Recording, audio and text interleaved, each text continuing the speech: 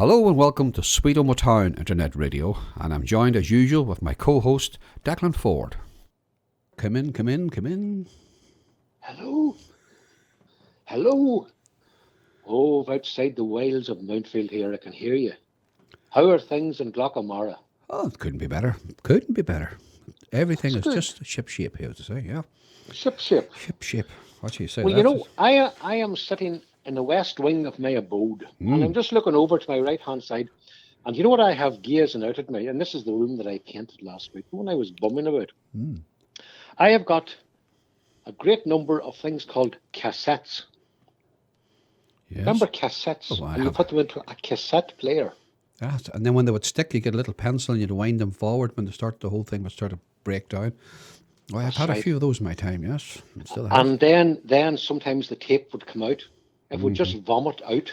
Yes. And then it was like spaghetti or snakes. And then you try to put it together and you put that much grease and sweat on the tapes that they could never be heard again. And then sometimes you put them back and they were back to front. But sometimes the music sounded better like that. Satanic verses or something. That's what, do you remember the nonsense we used to do in the 1960s? Yes. Where was it the Beatles had a record Yeah. and then people swore that they could hear some kind of demonic message. Yeah, well, whatever floats your boat, Declan, it isn't it? Exactly. Yes. But as I said today, the town is very quiet. The car parks are very quiet, so there's not much going on. Well, that would suit you. Because it is. I know. You like a good quiet car park. Well, I'm a bit like the lady who I know, who you know very well, and her son works in the media. We'll not mention any names, but his elderly mother was trying to get parked up in the level 3 at the City Hospital car park. If you've ever been up there, you'll know what I'm talking about. You go sort of like go round and round and round in circles, and it's very, very difficult to get parked. But she was manoeuvring this fairly well when this, I suppose, clown came up with a very fancy Golf GTI or one of those sort of fancy racy cars, nipped in front of her and gets out and says, "That's what's like to be a good driver." And walks off, and she says, "Just hold a wee minute, son," she says. She puts a car in first gear and rams right into his car. And she says, "Now that's what it's like to have money." She says, "I'm going to have to fix this for you, but oh, you want to see a look on his face." He said he just he couldn't look there no deal with it. Put manners on him. It was worth it. Do you remember Reginald Mulehusband? Very well, yes. Do you remember that ad? Yes. And then he didn't have difficulty parking. Was it? He nearly ran over his wife or something. It didn't. He bought a new car. I don't remember it at all. Isn't that the one where he couldn't see or something? I think he had bought a new car, and he was cruising home, and I think maybe his wife and son, they crossed the road, and he nearly smashed into them, and he had to slam on the brakes. God, I do remember that. That's one of these public information things, isn't it? That's right. Yeah. And then do you remember the fella and his wife sitting on the cliff edge, and she was Petunia, and they were licking ice creams, and there was somebody drowning. Yes. Remember that? That's right. And they thought he was waving. He's waving at us, Petunia. Hello. Do you remember? Do you remember those public information were great when we were children? You know, remember the one if, I can't remember which ones they were, but about machineries and things, That's right. You get your arm caught in it. Caught in these things. And then the one was where there's a frost, you had to lag your pipes, otherwise the water came down. The mother and father and children are all at their tea, and the drip comes and shows you how to do it, how to turn the water off and go get a plumber. Oh, that's right. And then do you remember the one about, was it playing near streams and had this figure of death? Yes. Terrify you. Oh, for sure. Terrify the adults, never mind the children. Okay. And you terrified enough people last week, you had little ghost stories, Mr. Ford. Oh, absolutely. They were that good, I believed them myself. Well, no doubt. I know.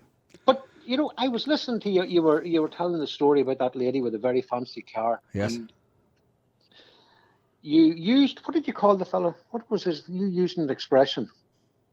Was it gape or something? Gape or clown or something like that. Clown or gape. Yes. But I was thinking, think of the words that we had to describe people who were not what we expected, like words like gulping, Gobshite. Omadon, Yahoo. Aye. Clown, is right. Did you know that Yahoo's featured? You've been called it a few times, I'm sure, Mr. Ford. I have indeed. To your face and behind your back. Gulliver's Travels. Yeah. Let me think, who else? Oh, yes, other ones like, let me see, Gulpin, Omadon. Think of any other insults. Oh, Clift. Clift is right. Well, five, Clift. a couple of You cliffs. Clift, you. Aye. Bet you were called a Clift many's the Oh, time. indeed it was. I get Uh-huh. a clout round the ear as well for being a clift. Uh-huh. Or a scalp.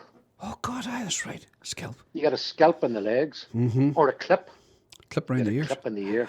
Oh, no, you didn't get a clip in the ear. You got a clip on the lug hole. Oh, that's your more difficult. No, we didn't get that. We ducked. Did you not? We ducked. You ducked. And as you, Or you got you- to... You got, as you ran out the door, they just got you by the back of the ear, just somewhere, you know. that's Dear, dear. right. Ah, Oh, no. God. Oh, I remember we had a teacher at primary school. And one of his many forms of punishments was that, remember that you would have to go and get a bowl haircut and you would get your head shaved, except all these little bristles hanging down. And this teacher with his thumb used to press it against your temple. Mm-hmm. Oh, God. So they called it a dry shave or something, wasn't it? Used to give you. Is that what it was? Dry shave? Yeah, Oh, dry for shave. goodness sake. Oh, no. But isn't it amazing, all those old words Yes. that, that probably my grandfather and my father certainly would have used, they're still in existence. Yeah, people say, if I say I live for Nance, someone, Yes. I'm sure you'll not find that in the dictionary, but people around here will know exactly what you mean. Oh, I know. Just direct Oh, opposite, yeah. Or Yeah. if I need a lock of pound, Declan, off you sometime. What? Don't even think of it. Yeah, when you think of a lock, what is a lock? A lock. A lock.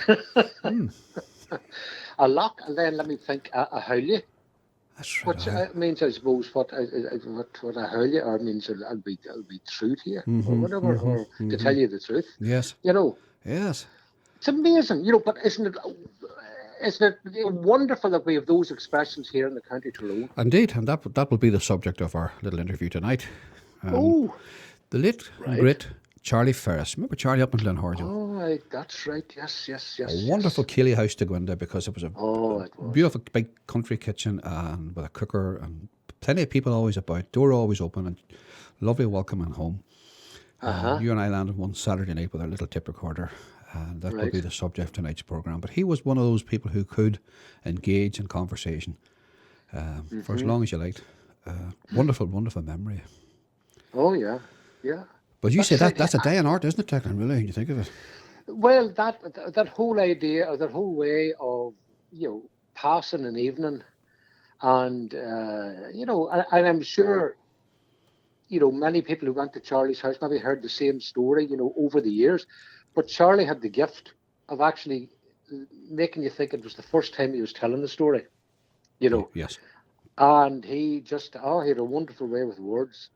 But, it was an insight for me into that world that Michael J. Murphy wrote about in 1973 in Tyrone Folk Quest, because Charlie talked about, just remember some of the things he talked about. Remember the morgue, the morgue that was set up. Oh, when you think of it, Declan, I suppose when you think the old pubs had cellars, and the cellars were quite cold places. So you imagine how the local publican became the local undertaker as well. How that probably evolved, the spirit grocers, and then they would hold the inquest there because that's where the public would have gathered up as well to see what would have happened. You start looking back, you see how the pattern actually fits sometimes, and it's strange. Yeah. And he talks about playing cards near the dry arch at Killyclogher. I, for the love of me, can't think where that is now. The dry arch. Maybe someone will tell us. Cannot. He said, Hopefully somebody out there will. Yeah. And he talked also about Donnelly's Bridge, and do you remember he talked about they had a corn mill there, a flax mill or something there, and every year this gentleman would kill a bullock and let the people, the poor of the Omagh, come out and have a free meal on them or whatever it was after the harvest time and stuff. So he had great memory, great recollections for things that maybe is long forgotten now. Where was Donnelly's Bridge? Donnelly's Bridge would be in the Killyclogher Road, Declan, just as you head into Arlington Road, I believe. But I could be wrong, but I believe that's Donnelly's Bridge. Not the bridge below the county hospital. That's the one, yeah. Oh, that one. Oh, right. Yeah. So the name of, yeah. I believe it to be that now. I would not be an expert on that, but I assume that's Donnelly's Bridge, yeah. Well, we are open to hopefully being put right about this. Anybody out there who knows, for goodness sake, let us know. We'll not be offended. We'll not be offended. In fact, we'll be educated. But now, Charlie, yes. Do you remember? I seem to recollect. Do you remember he started to talk about putting spells that some people could put spells on cattle.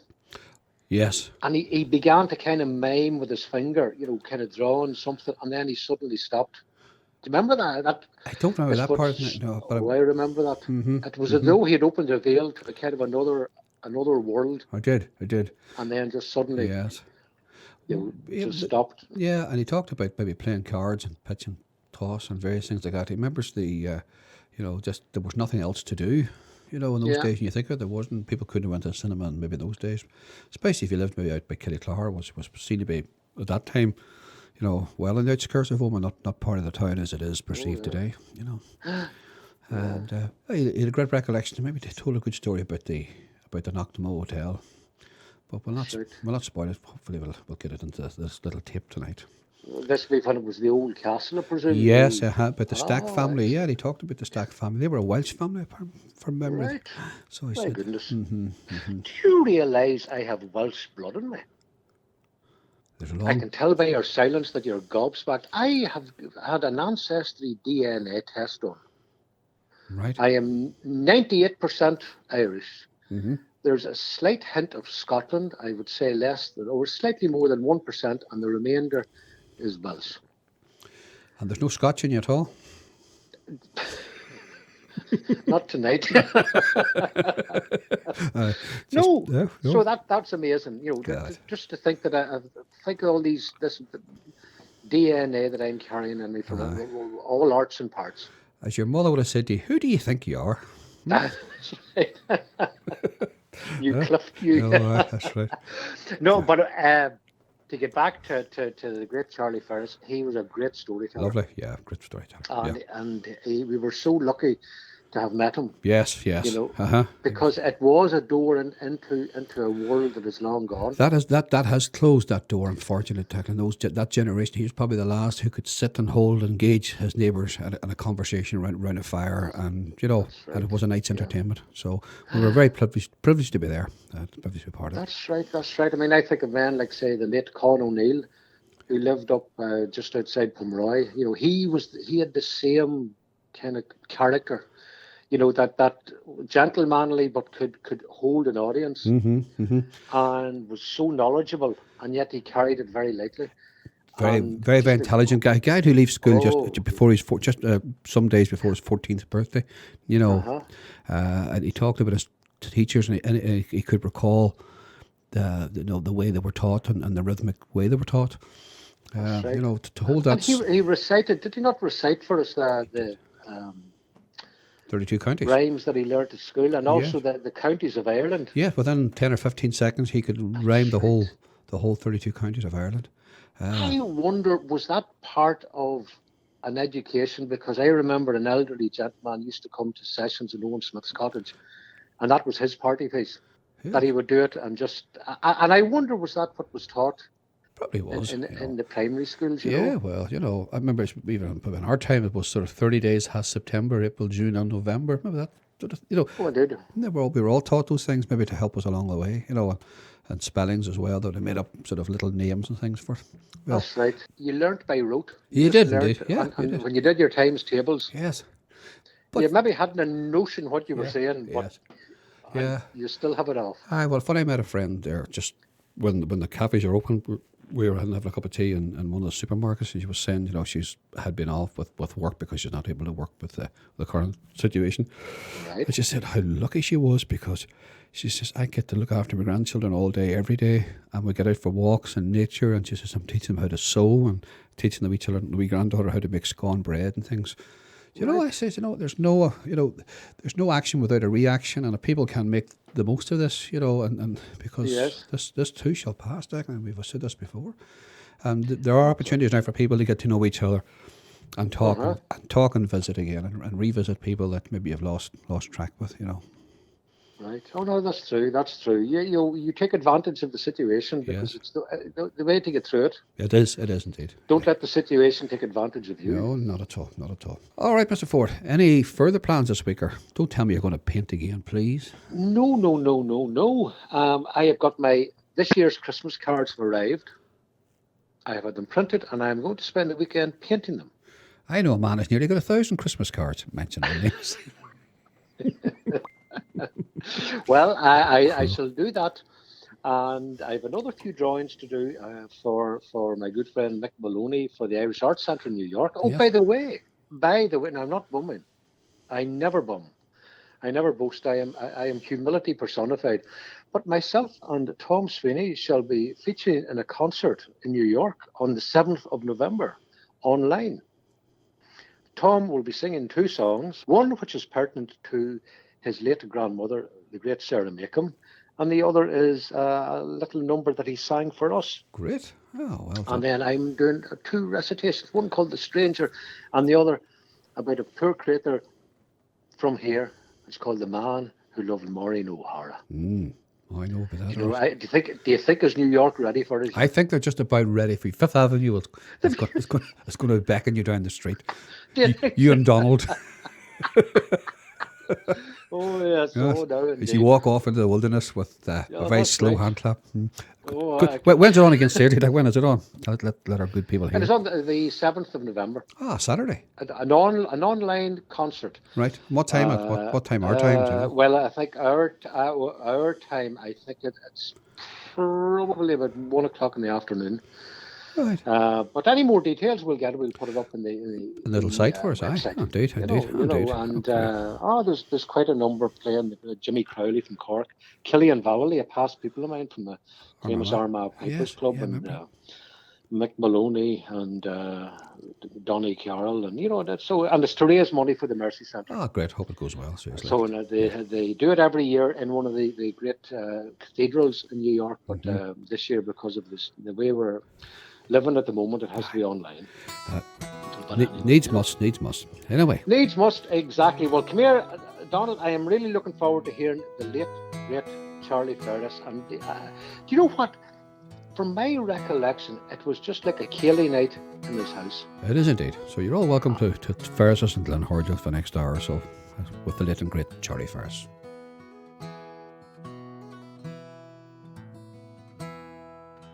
Will you tell us again about the Irish teacher?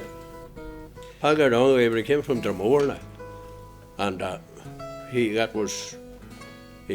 went round the country. He paid him something, I don't know what. But he'd been the same as Agus Mulligan, in his own way. She Agus Mulligan, well, she was in the same Gaelic League. And she died away down there in McSwiggan's down there in Knockmoyle, She's buried out in Drumragh graveyard. And it'd be her, you see. Well, she lived up in the rectory in Mountfield. Too, probably. Did you ever meet Alice Mulligan? No, I'd seen her. Maggie Coyle would have known her brave and well. But when McBride now was at Master McBride, then was teaching then after Corn. But I wouldn't say McBride was as well educated a man as Corn. Corn was one of the top notchers, I would think. He had me down as being I was one of his pet pupils, by the way. I could have done what I like with him, but he always said I'd be a doctor or a lawyer or some big shot like that. But if I had, I'd been dead, I suppose, now. Well, how long did you stay at that school, and when did you leave it? Well, that new school opened in 27, and then we went over that and left a bit. I left school. I'd been 14 the 8th of July, and the school closed on the 1st of July, and I stopped on the 1st of July, fortnight before 14. And that was, couldn't go any further. That was that. Did you want to go any further? Would you have liked to have gone on further? I would have liked to have went on further, but it's the same old story that was more so then than now. You had to belong to some clique to get further. And it was a closed shop. If your father or someone belonging to you was a schoolmaster, well, you could become a schoolmaster or become something in that way. But then if you had nobody to push you on, you couldn't. It didn't matter how smart you were, I was the smartest there. I'm not saying it because but I was.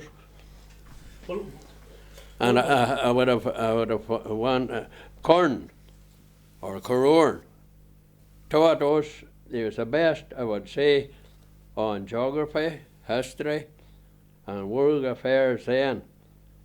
More so now than I would say anybody that would be teaching it, no matter what school they're on.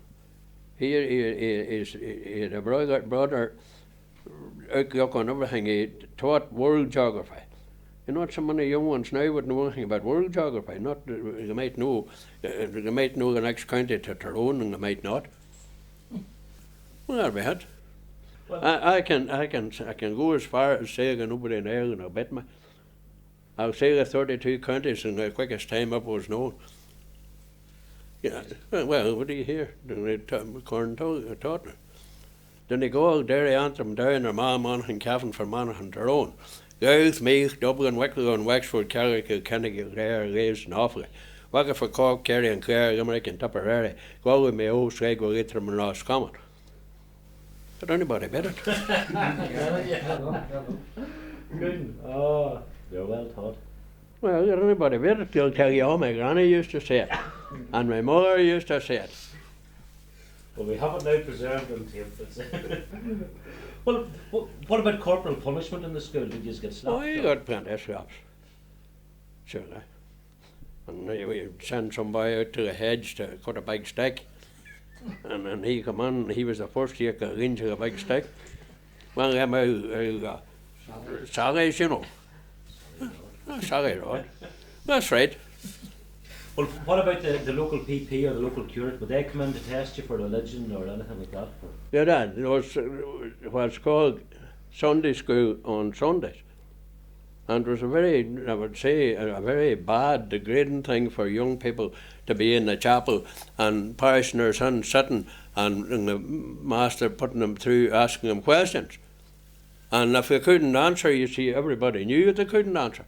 You understand? If it could be it's called stick in the head or dunces if we didn't know, you know what I mean? It was all done publicly. I done publicly, a bad thing. The longest thing that I can remember.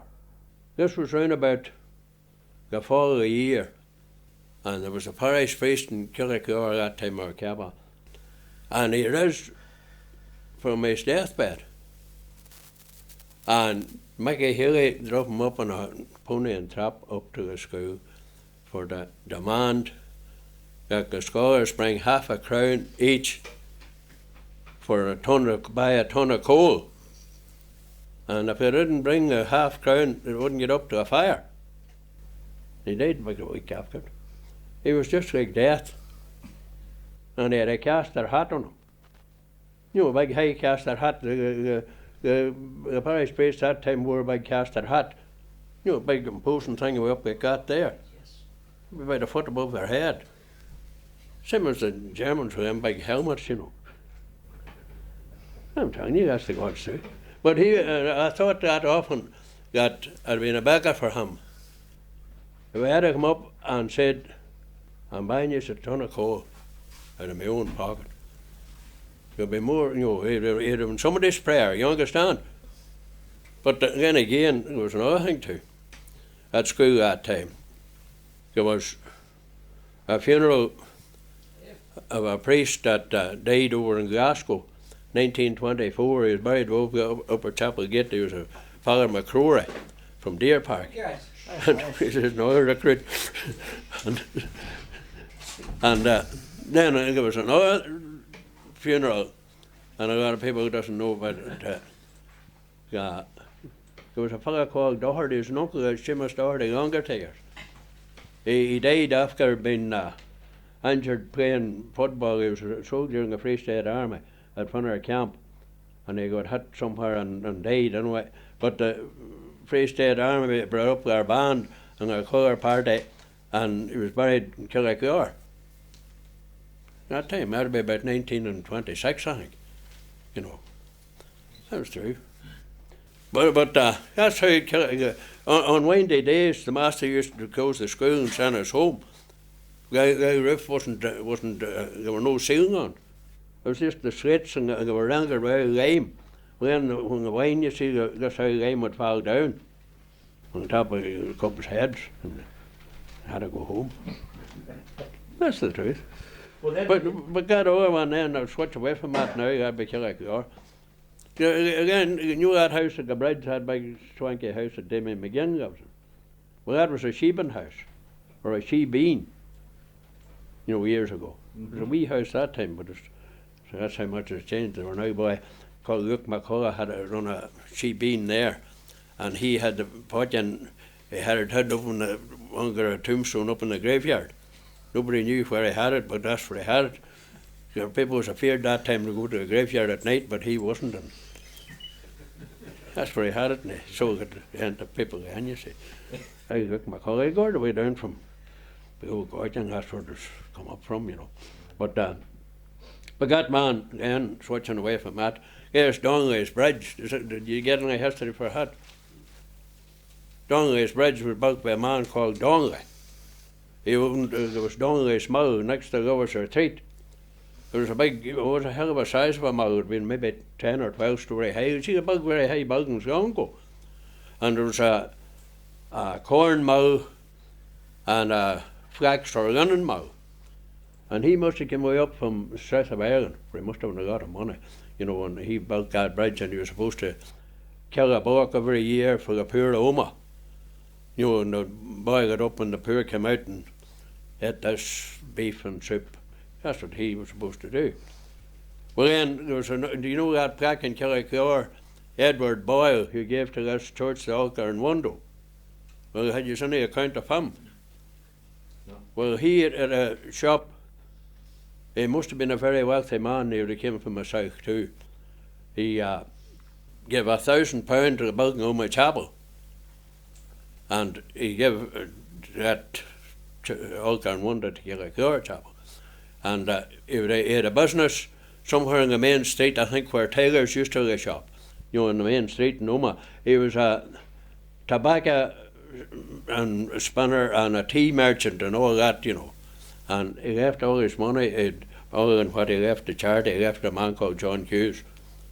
And the reason John Hughes got it was, John Hughes was selling turf when he was a young fella, and he sold a load of turf, and it was 2 shillings. And he lost the 2 shillings. And when he came home 2 shillings short, you see, there was a row in the house, and he went in and served his time with this man Boyle and got all Boyle had. well, then, when you left the school 2 weeks before your 14th birthday, where did you go, or what did you do then? Work. There was nothing for anybody, only work then. No money, but plenty of work. No. What was Omagh like at that stage then? Omagh, that's what I say. Omagh, well, you had your main street and Bridge Street and Bridge Lane, it was called then. And it was always called the bugs of Bridge Lane. There were house bugs in them old houses, house bugs, people doesn't know what house bugs is. They were bigger, they were something like they weren't a bug, they were something like a slitter there, they were smaller. And they casements, around the houses that time, they stayed in behind that, and then they come out in the night time. And the bit who was in the house, just that's where it be. They damp, See, Bridge Street had been nearly below the river at that time, it'd been very, the house was terrible age too, you see. Omagh had a good front to the state, the main street. Front of the house was all right. But when you look at the back, we're at the fall, But Tracy, he deserted in the First World War. And for the desert in wartime, he had been shot. Well, he went on the run. And he wasn't political, His brother got the arm shot off, and suppose that's why when he came home and leave, he didn't go back. He lived in Brook Street. And he never stayed in the house. He stayed out plantings. And he would have come, and there would have been food left out from him in the windowsill, outside the house, and he never would come in, and this food was given to him, people would give it to him. And Protestants and Catholics both had seen him, and they never would tell them. That was true. Well, what happened to him? Did he he went away to Dublin. He died up there. Never came back. Well, then there was a man in Omagh talking about history. You see, the only man that could say that created history in Omagh was a man got a pension, £1 a week for life, for cutting off his own hand.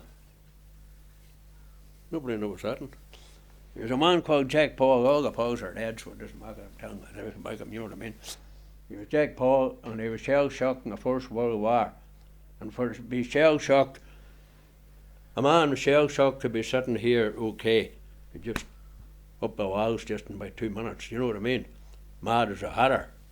But he had a pension for being shell-shocked, but then he had drinking it, and then he held up some man, some farmer out about Watson's Quarry, and took money off him, and he got 6 months hard labour in the Crumlin Road. And hard labour in the Crumlin Road was cutting firewood to be sold out through the city. So he got a hatchet, he gave him a hatchet, which he shouldn't have done, and he wheeled off his hand with a hatchet, and had to pay him then. The Wire Department followed the civil authorities then for him losing his hand, and they had to give him £1 a week for life, cutting off his own hand. That's true.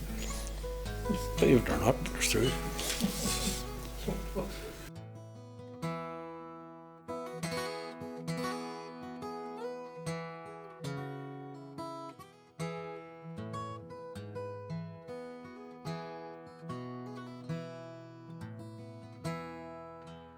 Well, what about Montgomery then? He was a DA. DA or something. That's right. In Newton. That's right. He killed the cashier of Northern Bank under Newton and put a chisel through his head. And that's what he did do. And then he had the money in Grange Wood, but it seems there came a big storm of rain, and but the money was swept up to the top of the ground. You know, that's how it was more or less found out, you know. He was hanging outside Omagh jail too. But when they were demolishing out jail, this man came on his skeleton and his skull, and he had gold teeth on. And he gave the gold teeth guy, Pump Porker, he was a contractor, and he gave him a sovereign. That was an old boy called Charlie Flanagan. You know, out there in Gama, you know the Flanagans out there. Well, that's it. He had. That was true. Well, tell me, just as a matter of interest, did you ever hear the story about the ghost of a German that's supposed to be up in a house at Farnell, up off Main? Oh, did I? What is the story about that? Because I have heard, I live beside that place. I know you would. Right, well, I have an idea. You tell me the true story of it. Well, I'll tell you the story of it now. John Daly, did you ever hear of him? He owned that place. Yankee John. Yankee John, the German, was a half German. His father had a house somewhere outside Mountfield. It was a 2-story house. He was the German. And he married someone local, and this was his son. He was a small, sort of a, what you'd call nearly a hunchback man. And he had plenty of money, I would say. But he was supposed to loan John money, and John would have a drunk or couldn't get it, but pay him back, and he must have been after him for the money. But he was got hanging in John's shade, you know, up off the ground, hung. And John, he notified, and so Sergeant Glennie, Mountfield, and Glennie cut him down. And when he cut him down, he cut the evidence away too. That's the way it was. But that was supposed to be a ghost. The ghost that's So there are more ghosts around the country talk about, and where they had a big have them, you know, big stories. Did you know? The one knocked Those old ghost stories, did a lot of them stop once the television started? Aye, and the motor car done away with them too. I'll tell you what would have been a lot of what you call ghosts. There would have been what you call people that would be odd, and they would only come out at night, you know, and they'd be in the house all day and they only come out, or maybe simpletons, and they'd been closed up during the day in the house, but because family pride was big in Ireland, always was. And they didn't want the neighbours or any stranger to see this guy, for he maybe we got bad luck and all that, maybe a big beard on him, and beards wasn't a thing then. And then he would get out at night to prowl about, and people would see this thing, maybe run, maybe when he'd see them coming, he'd jump over a ditch or something, you know. And that's where a lot of ghosts came to be in, you know. And then they couldn't cross Swacker and all this, carry on, you know. The keystone of the bridge held them back. Like Rabbi Burns and what's this, the mayor, they pulled the tail apart going over the bridge. But that's the thing a lot of these ghosts. There might have been such a thing as rocks, maybe someone appearing to someone, that could be, you know. I wouldn't just turn that down. There was supposed to be a ghost in Knocknamoe Castle, and well, there was supposed to be a sealed room in it. And then when Campbell bought it, it was always in landlord's hands until James Campbell bought it. He was the first Catholic to be in Knocknamoe, and he got this cured in Killyclogher as a Father McGlynn for the League of Ghosts, and he was supposed to put a ghost into a bottle and was supposed to be buried somewhere down some of the grounds. Stack's daughter poisoned herself, and that was supposed to be one of the things, you see. She was wanting to marry her cousin, and Nigel wouldn't let her, and the day her cousin was married, she poisoned herself. She was got in this summer house or something, you know, but she wasn't in the castle now when it happened. The first stack that built that castle, it was a Pembroke stack. They would have came from Wales, the stacks, you know, and they made their money away in India. You know, that's where they made their money, the East India Company, you know, and all that. That's where they made their money. And the man that built the castle was Pembroke Stack. And the first night that he stayed in the castle, he was got dead the next morning. The butler got him dead in bed the next morning. Whether he was dead natural or not is hard to know. But that was, he had only one night's residence in it after building it. That was built about, it must have been built round about the time of, we'll say, Queen Victoria died. 1900 or something, you know, 1901. It was about around that time, you know, because there's another yarn too, but, and this was when the pension came out first. It was 5 shillings a week, and there was this family, there was two brothers and a sister lived out, they lived out about Tamlet there, out in the other side of Omagh. It was a 2-story house, I know that much. And they were well educated, but money ran out with the people. See, that time there was no free education. Money had to put you on. And then anyone that was drop out from college then, they wouldn't work, you know. They wouldn't do these things at all, you know, beneath them for to soil their hands. And the result was that when they got old, they were very poor. And the sister, she probably was the eldest of the 3, and she had the pension, but she died. And sooner she was the only means of support for them. And so they kept her 6 weeks after she died. And the boy defended himself, and when they were brought up in court, he said that it must have been round about the same time as Queen Victoria. He said that they keep our gracious Queen for the same time. Queen Victoria, they kept her over a month or 5 weeks, and embalmed her, you see, for get the whole, all these colonies all come in for the big funeral. So he was only doing what he did. Good enough for Victoria, it's good enough for his sister. This is another one. The bailiff came to serve her writ on them.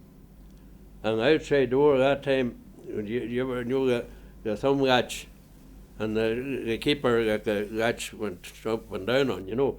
But the thumb part was gone. There was just a hole. So we were watching, they saw the bailiff coming and all, and this boy got in behind the door, and the boy couldn't get in, and he said, "Put in thy finger," in a nice wee voice like a child, "and lift the latch the way my dad does."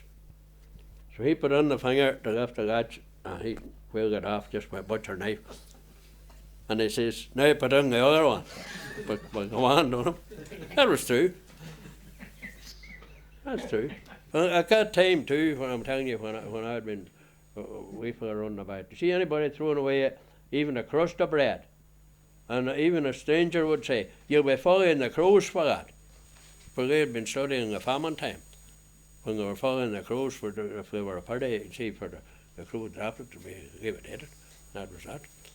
Anybody throwing away bread now, they're throwing away what are due, thousands of people are throwing it away because they're day old. That's the truth. That's how times was changed, you see. Well, over on the other side from, did you ever hear the White Hart Hotel? That's where the post office is now. That was the White Hart. That seemed to be a big hotel that time in Omagh. Well, that was supposed to be haunted. Lord Justice Brady, he was the Chief Justice, Lord Chief Justice of Ireland, and that's before the country was divided. He used to come up and try cases up there.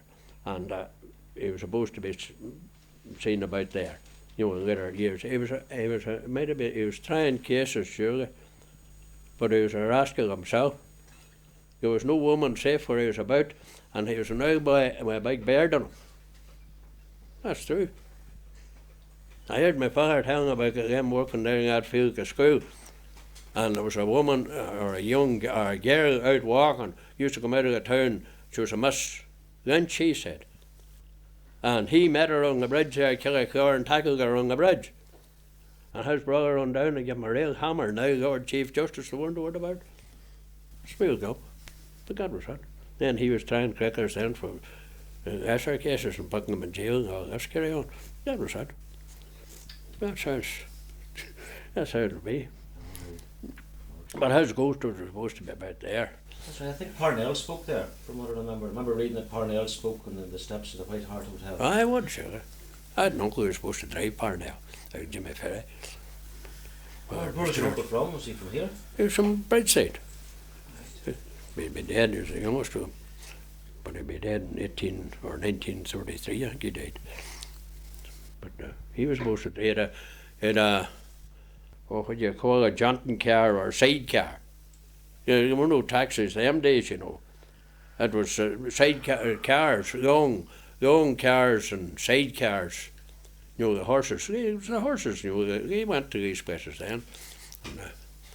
And, then the first, what you call, start of an open bus was called a wagonette. And Jack Devlin's father, they'd be down in Campsie. James Devlin, he had a wagonette. And he was the only person in Omagh that drove a wagonette. It was just like a trailer, an open trailer with like a seat on each side and sit back to back. But there was no covering or anything like that, you know. And then there was a wee cab in the front with about the driving. They'd be doing about 10 miles an hour, I suppose, you know. That was it. And sure, I was in Ed. In Mansfield, she was got a lift with Alice Mulligan's brother. And he was going very slow in an old car, and she says, "Stop and let me off, you're keeping me back." She would go harder walking. She was in the town every day. Well, that's the thing too, you see, how times have changed. You see, years ago, people never shut the door at night. And they'd rise in the morning, there could be an old tramp lying like a fire. And that tramp would never never steal a hit. The country was full of tramps that time. Ireland was full of tramps and tramp women too. But there was men mostly that would come into houses, like calling houses, you see. And then there would be, if they come in at night before people would go to bed, you had the whole news of the country. You know, for they'd been tramping around all the time. And most of them had been ex-soldiers. You know, they must have walked millions of miles in their time. And you never hear any of them ever saying they were tired.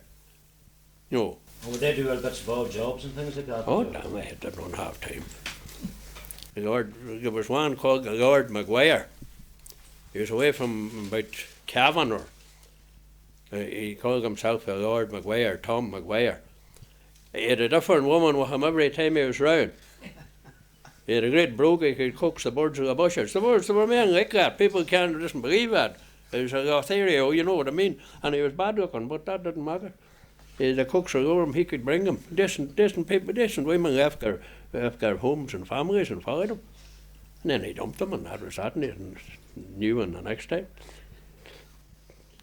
He showed the summons, one time, and this lodging house, they wouldn't let him in unless he could show the marriage license.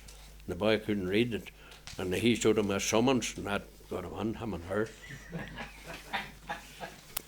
Well, that's how things were. Aye, well, All true. aye, that'd be true. Oh, I mean, Tom McGuire. Tom McGuire come to the door. I salute, always saluted the woman of the house. We're a gentleman of the road. He always saluted.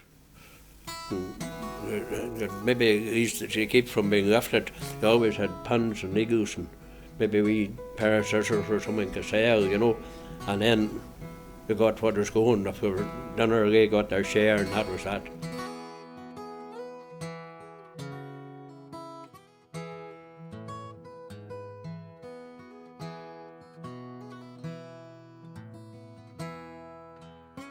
Well, then you see about people that over to the States. I read about Yankee wakes, American wakes. Did anything like that ever take place around here? No, but I heard of them. You know, I heard my father ask them talking. He called them convoys. And the reason they called them convoy would have been, there would have been a wake.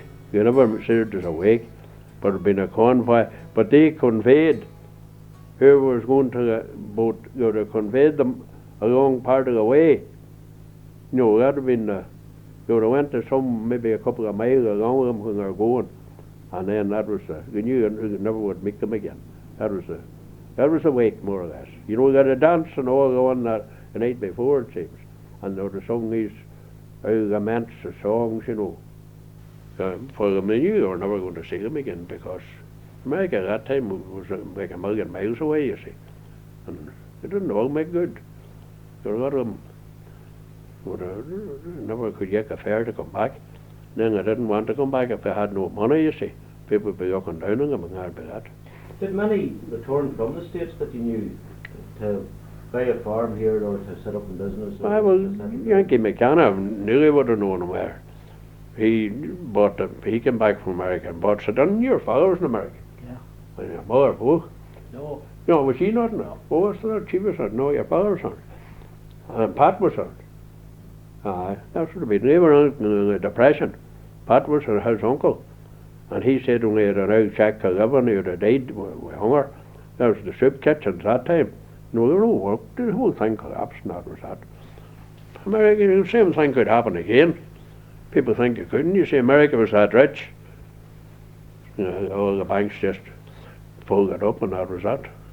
Weren't able to pay it. As you were saying, there were very few Kennedys in it. You know, you hear the success stories, but it's the thousands and thousands. Oh, I know that. That's right. That's true. But there were a lot of them didn't make it. That was the whole thing. But my old grandfather went to America and he never came back. And the wife had a really youngsters, just and that was that. There were 8 of them. And he was supposed to be, he was a butcher, died in New York. And that was, see, people at that time, there's a place, Omagh at one time was burned, something in the 1700s. And whoever was the big chief around Omagh at that time, he wanted Omagh for them to abandon Omagh together and build a new town out at Glenhordial, because they didn't go on with it. And that's what he wanted. And he probably have been right, a bit more back or central, I suppose. It seems there were a big fair at Glenhordial. Every year it lasted about a fortnight or maybe more, maybe a month. Glenhordial fair. There would have been sports and everything, you know, and horse racing and fighting and everything. There was supposed to be a wee jail out in it for throwing a monk out when they get drunk or, you know. So yet you would know it, Pius. What about the Highland fairs? Eh? The Highland fair. Well, there were 2 Highland fairs in a year, the 12th of May and the 12th of November. And the Highland fair would have been started about the Curtis Bray, and they ended up down Bridge Street Corner. You know, I would have seen them that time, but they would be nearly dying out in my time, you know. And then that was 6 months they hired for. And then girls and all, you know, they knew what we had been getting. It wouldn't have been very much. It wouldn't. You'd be getting more now for maybe some youngster getting maybe for to go to the town. And they were getting for 6 months. That's right. People doesn't understand because the way it was. Aye, and yes. £10 had been counted big. I for it showed a hire and fair or a fair on it wasn't a hire and fair, it was a fair just and Gorgon, not a book. Pictures on the door Badona, history of Gorgon the door Badona. And it showed Johnny McElroy selling up in the sand. And it showed another man, but I didn't know his name now. But he was now ex-boxer, he was Pat McAllister. He was a middleweight, he had won the Lonsdale belt, but he'd been getting only buttons some days too. But he was going round selling out liniment and stuff, for people, 6 pence a bottle or whatever. That's what he went round the fairs at that too. But McElroy sold in Omagh too, Johnny McElroy, great big man. Then there was pickpockets and all going round then too, And the 3-card trick man with a, the trick of a loop and all this, carry on, you see. The greenhorns, they wouldn't know, and that was that. They got in and got the lock of pound. Some of them got cleaned, these trick of the loops, and that's how it was done. Well then, what about pitch and toss? Was the pitch and toss played? No, can you remember? No, I didn't. I'll tell you, for the pitch and toss was the biggest place down the road there, but Charlie Ferris got dressed him down that now shade there now. For the pitch and toss, you pitch to the knife. That was pitch, what they call it, and then back up, and could back up then to somebody who would have to all surrender, and whoever was the best done, he tossed them, you know what I mean? That's the way it was. But then the tossing was a different thing, backing on the heads and harps, I knew a man, and he had a 2-harp penny. You can see a 2-headed penny, there were plenty of the rod ones had it, but then the 2-headed penny could be found out. They brazed it that fine, they had the 2 heads together on each side, and well done. But then again, people would be, if they headed them too many times, people would want to see the pennies they were tossing. But this man had a 2-harp one. And the idea was he was in with the man that was in, and when he got him that he had headed a good lot, he put on a big bet. That was the time to switch the pennies. And the most it could be would be head and harp, but it was going to be 2 harps. That was that, you see. He went, I'd never think of a man backing, with a 2-harp penny, That's how it was. But they were going so slow then, How long would that, say, pitch and toss? I'd have lasted could have lasted maybe for 100 years, that. And when would that take place? Would that take place after Mass? I sure. Set times? Aye, set times, aye. Were they not worried about the forces of law and order coming upon it? Well, there was Sergeant Gilroy had to give every man his dues. Sergeant Gilroy would have come out that time, and Sergeant Gilroy never bowed his head. But there was another old boy, he was a Sergeant McGeown. Poxy McGeown they called him. Well, you couldn't have watched him, for he was like an old fox. He was always joking around the corner. He would lift the money and make off with himself, But that was true. But I hadn't seen him doing it. But Gilroy never bothered. He would stand. It's only sport about. You see, there was no hall. There was no hall down there that time. People, I'll tell you, when we used to play cards, one got what they call the dry arch, and one got nights, when now cangle, and you come out, your legs would be locked with that stuff. You'd have to walk about, and your hunkers for a good while here, sitting up. They're all dead, I'm like the only ones left. Might be another man, one man just. The rest all gone, that's that. There's wine coming down from the mountain, or wine blowing on one side with a refugee, with a cow. Yeah, we were playing around and out, singing. Everybody was out. Why did you do? You all lost, everybody lost. At cards, that's what everybody said, All lost. Because somebody won. Well, what about the mummers? Did the mummers come out? The mummers never came round here. Never took off in this area at all? The mummers would have been way on that other side of the town, way by the pigeon top. Well, the mummers, were supposed to be of an English, what you would call tradition. Oh, the medieval plays. Too. The mummers and these rhymes and all this, but difficult out and all this, Jack Straw and all these, all these names that get on. But that's a guy. But it's like everything else. But then there's another thing, wakes. When people died, it was like a concert. I believe it or not. That's where the whole yarns was tied, goodness.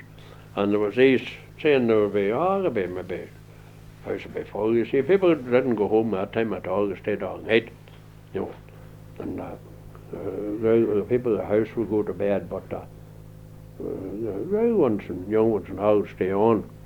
But there were maybe a good feed and there'll be maybe some. They might be drinking, they might not. But then these give out these what you would call things for to keep the ball hopping, keep them from sleeping. Everybody had a nom de plume or name, and there was one called the priest of the parish. Has lost his hat, some say this and some say that, but I say, and then he'd point at somebody. And if he didn't know what name he had taken, he had to say, me, sir. And then he said, yes, you, sir. And the answer back would be, you, they, sir. Who, then, sir. And then he'd point at somebody else. Well, somebody could be talking or maybe sort of sleeping, and they got a inch of a big belt. That's true. But I'll tell you a real big one now. I have it.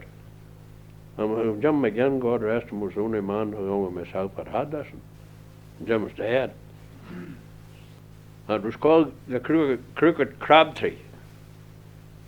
And it was given out, and they made a big thick belt, and he gave it out once.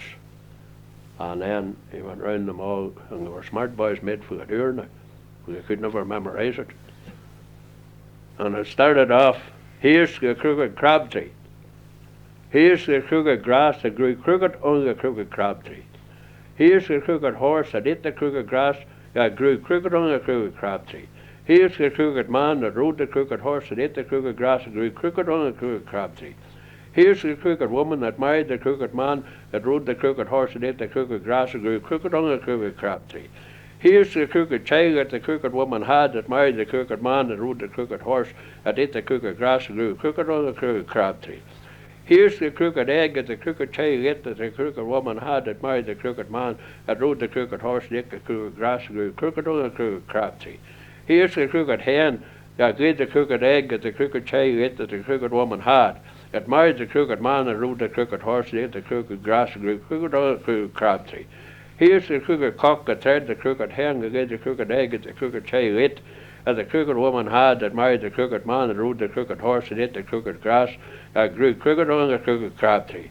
Here's the crooked knife that killed the crooked cock that tried the crooked hen that laid the crooked egg that the crooked child ate that the crooked woman had that married the crooked man that rode the crooked horse and ate the crooked grass that grew crooked on the crooked crab tree.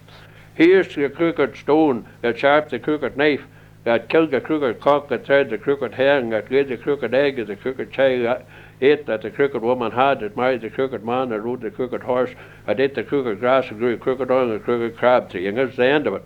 Here's the crooked spot where the crooked stone was got that sharpened the crooked knife that killed the crooked cock that tried the crooked hen that laid the crooked egg that the crooked child ate that the crooked woman had that married the crooked man that rode the crooked horse that ate the crooked grass and grew crooked on the crooked crab tree.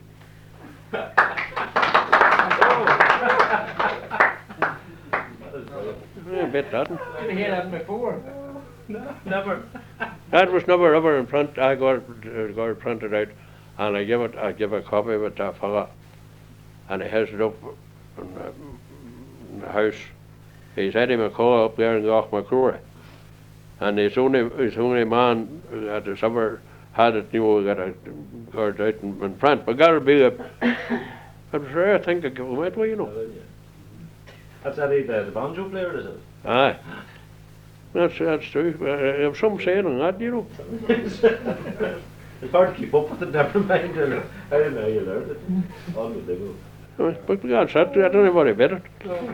Yeah, well, there's one too. Toast. Drinking toast. Well, there was drinking toast. Men would have put their arm around like that there, and one was drunk and other drunk. You see, their arms would be crossed, and the toast would be that we may never die. You see, but there was this one. May God bless ye, and the devil miss ye. May ye not die, nor nothing kill ye, till you knock out your brains against the silver knocker of your own hall door.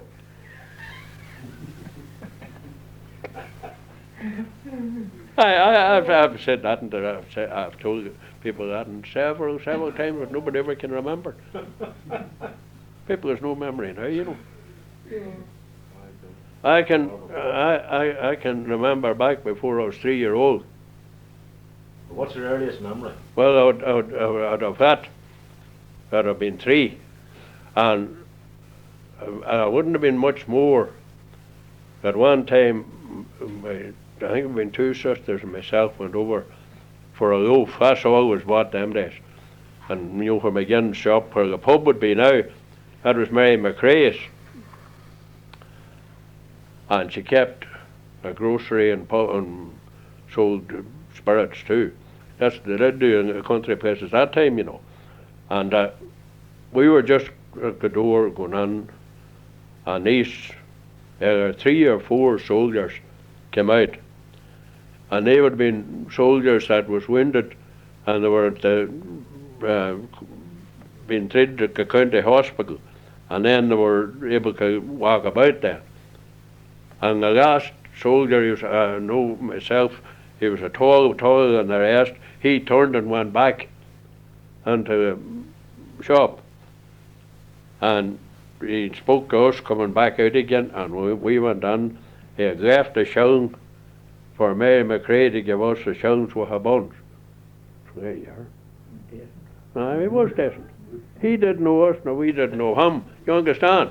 He was a stranger, but he just took a notion. Probably as a married man you wouldn't know, but he just took that notion, and that was that. He put a shilling, and the shilling was, first we came home with this big cargo of buns, and that's what it was. Well, that's true, but that was stuck in my memory, But that'd be nearly about, I remembered my sister Nellie, God rest her, the day she was baptized. At that time, we baptized the next day.